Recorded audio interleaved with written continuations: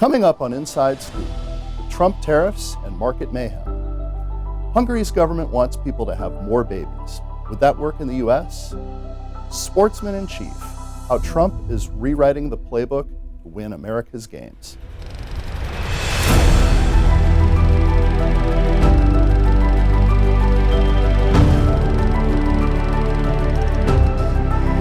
Welcome to Inside Scoop, where we talk about all the news that's fit to print in Washington Examiner magazine. I'm Jim Antle, your host. President Trump was reelected because voters were unhappy with the state of the economy under former President Joe Biden and former Vice President Kamala Harris. Inflation and the cost of living were the two big economic metrics that the voters were most unhappy with.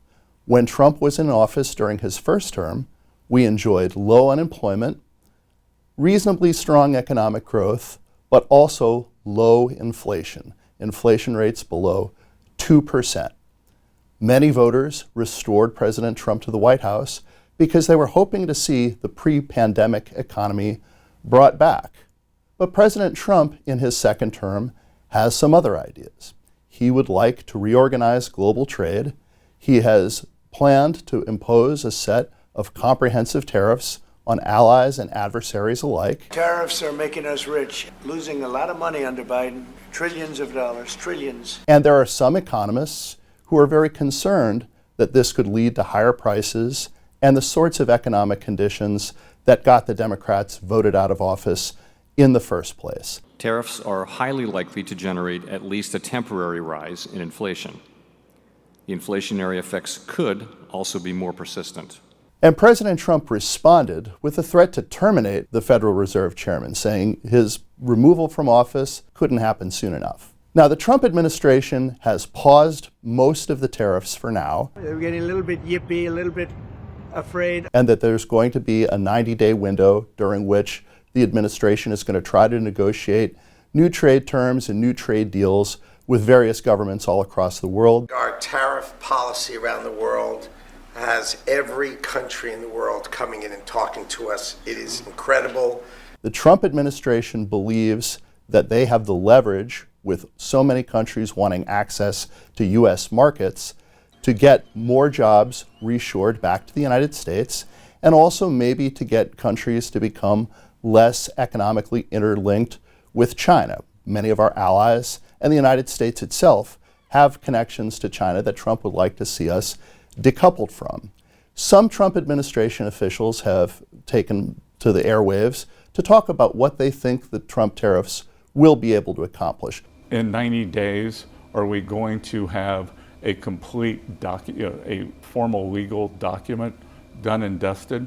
Not likely, but I think if we follow the process, we could have substantial clarity on those 14 away from China in terms of agreements in principle.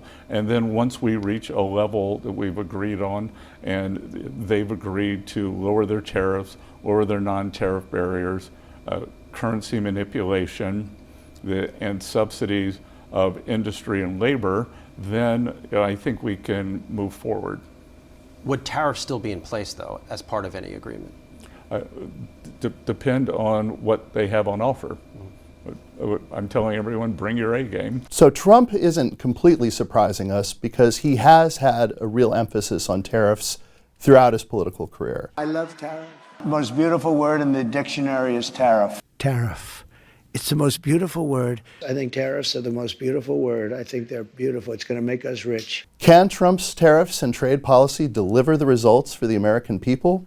Or will they simply eat up the economic progress that voters elected him to implement in the first place?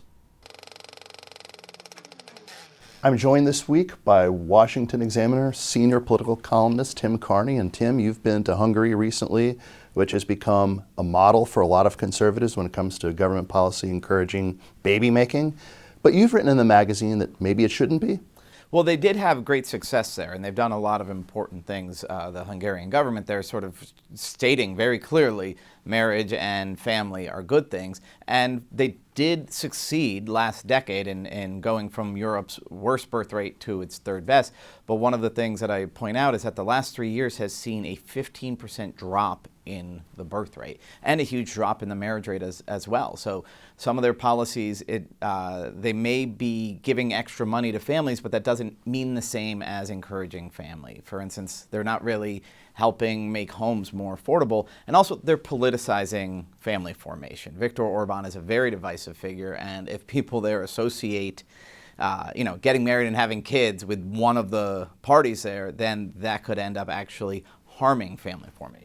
Right, and if something like that became too right-coded, for example, in the United States, you could see it having adverse consequences for what you were trying to accomplish. But are there some technical things you think that they're doing that they're either doing wrong or they could be doing better? Well, they are not subsidizing the production of housing. So they give lots of money to families through all sorts of tax breaks, and that's helpful. But if it means that family homes are just all getting bid up, you're subsidizing demand of housing is something we did in the U.S. before, and it didn't work out. So they're not really subsidizing the supply side of housing. And also, they do have a tax break for mothers who have multiple kids.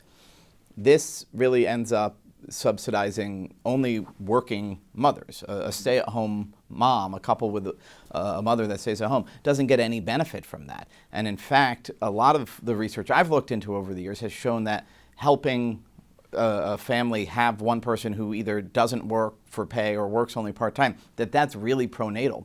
So they're not, their biggest tax break doesn't benefit stay-at-home moms. That's another, I think, problem with their policy. Are there concerns, like in the U.S. welfare system before the welfare reform of the 90s, of subsidizing fatherless children or encouraging more births out of wedlock or anything like that? No, so their family policy is more oriented towards marriage. Mm-hmm. And that's actually a way in which you see them do things that you don't think politically people would even try in the U.S., saying there is a right way to do this, which is to get married and have kids. But again, the details do matter, I absolutely believe. But I think that when it comes to, if you're just giving people money to get married and have kids, there's only so many people who are really going to be moved by that. Mm-hmm. For most people, what's keeping them from getting married and having kids is a career orientation or just not wanting to get married and have kids. Right. And a few $1,000s is not going to change that. Is there a big public policy thing that you would do differently than what Hungary is doing now?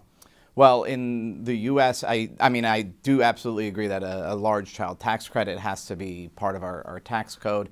But really, I would look to build family-friendly housing. So more duplexes with a little yard, more townhomes, the sort of things where you're increasing the supply, but not just with large apartment buildings. That's something that I would like to see states do. Thank you, Tim. Thank you. President Trump has never been one to sit on the sidelines. He's always wanted to be in the spotlight. But in his second term, Trump has now focused on a new arena. Our Amy DeLaura has more on how Trump has earned the title Sportsman-in-Chief. The sound in this room is so loud in here. President Donald Trump has emerged as the most sports-involved president of this era, and the sports world has embraced him right back. In the past few months alone, Trump has made history as the first sitting president to attend a Super Bowl and received cheers when Fox panned to him during the national anthem. He waved the green flag at the Daytona 500. Gentlemen, start your engines. And his motorcade, led by the Beast, took a ceremonial lap around the track. Well, that's a sight for the ages right there. And he cheered alongside wrestling fans at the NCAA Men's Wrestling Championships and soaked in the chants of USA from a packed house. Add that to his frequent cage-side appearances at UFC events, and a pattern emerges. Trump isn't just showing up, he's being celebrated. Trump's relationship with the Ultimate Fighting Championship is a long-running love affair. His days hosting UFC events and his friendship with UFC President Dana White is well documented. I know President Trump is a fighter. I'm in the tough guy business. And this man is the toughest, most resilient human being that I've ever met in my life. Since his re-election in November 2024, Trump has doubled down. It's always loud when he comes here, but now that he's won, now that he's the president again. UFC 309 in New York, just weeks after his victory over then Vice President Kamala Harris, he sat cage-side with Elon Musk, Robert F. Kennedy Jr., and his son, Don Jr. When heavyweight champ John Jones got the knockout, he didn't just celebrate, he did the Trump dance, and then handed his belt to the president to hold. I also want to say a big thank you to President Donald Trump for being here tonight.